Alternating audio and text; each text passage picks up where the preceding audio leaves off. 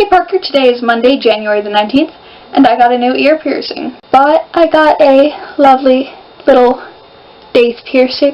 Today also happened to be the day that I had to go to the dentist for a filling. And this sort of led me on to think about the difference between what's considered a normal body modification, like a filling is like, you're modifying your body, but everyone gets them. It's considered so common. Or other things like replacement hips or joints. Those are also very common. But they're still body modifications. Anything can be considered a body modification, really, if you're modifying your body.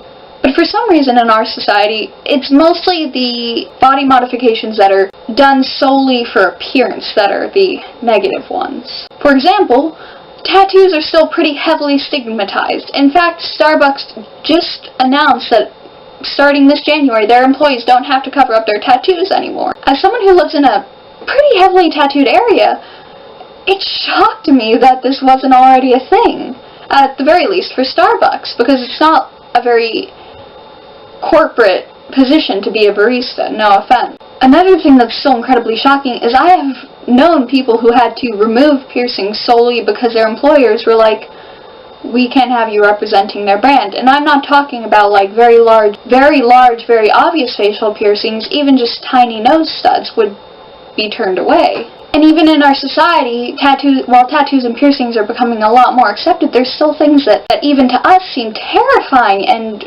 traumatizing to the recipient, but it might be something that they, in another culture, is considered beautiful. What I'm getting at here is I hope to see so many more forms of body modification being even more accepted in our culture. In the end, how do I think we're going to accomplish that? I think that that's just going to be accomplished as people get more and more used to the ideas of multiple piercings and tattoos on people. Things like ear piercing have been around since biblical times. They're even recorded in the Bible. In Exodus chapter 32, verses 1 through 4, it is written that while Moses was up on Mount Sinai, the Israelites demanded that Aaron make a god for him.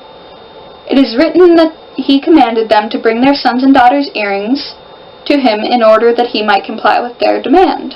Why is there so much stigma around something that has been around for so long? Especially around something that so many people get done, like multiple ear piercings. A lot of it can probably be attributed to conformity. For example, in Ash's experiment in 1951, he would hold up a card with one line on it, and hold up a card with 3 lines of varying heights, and he would ask the participants in his study to compare the first line to the 3 lines, and which matched, basically. Everyone in the room, except for one person, would be in on the study, and they would answer wrong.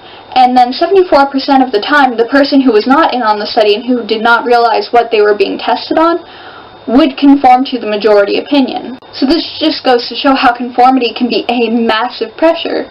Now, of course, this can't be the only factor in this entire thing. There's all sorts of other psychological, sociological, and cultural factors that tie into why even multiple ear piercings and facial piercings and tattoos are still stigmatized. It's incredibly strange. Even when the rates of tattooed individuals in America are 1 in 5, there's still a sort of stigma attached to them, especially in professional working environments. For example, as I've mentioned, I'm going to college for social work, and part of what I want to do in social work is to work possibly with children, which could occasionally take me into court.